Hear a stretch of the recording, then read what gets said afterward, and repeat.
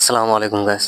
দেখুন, একটি লোক কড়া রোদ্রের মধ্যে প্রতিটা গাড়ি গাড়ি যাচ্ছে রুটি, চিপস, চকলেট বিক্রি করার জন্য, কিন্তু কেউ কিনতেছে না। লোকটি গরমে ক্লান্ত হয়ে যাচ্ছে, কিন্তু কোনো বেচাকেনা নেই। তবে এই দৃশ্যগুলো একটি লোক গাড়িতে বসে পর্যবেক্ষণ করছে। তখন তাকে সে ডাক দিল এবং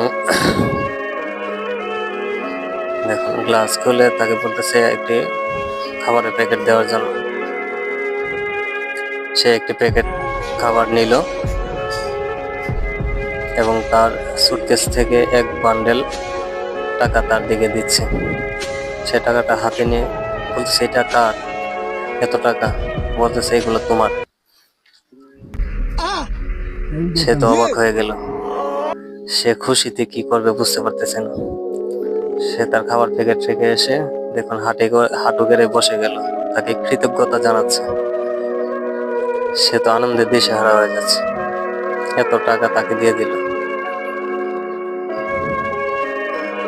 এখন তাকে বারবার শুকরিয়া আদায় করতেছে, তাকে বলতেছে গাড়ি থেকে নামার জন্য। সে নামছে এবং তাকে জড়িয়ে ধরে অনেক কিছু বলতেছে, অনেক শুকরিয়া আদায় করতেছে। এরকম অসহায় মানুষের উপকার করলে আল্লাহ তাআলা বান্দার উপর অনেক খুশি হয়। আল্লাহ তাআলা সবাইকে দেওয়ার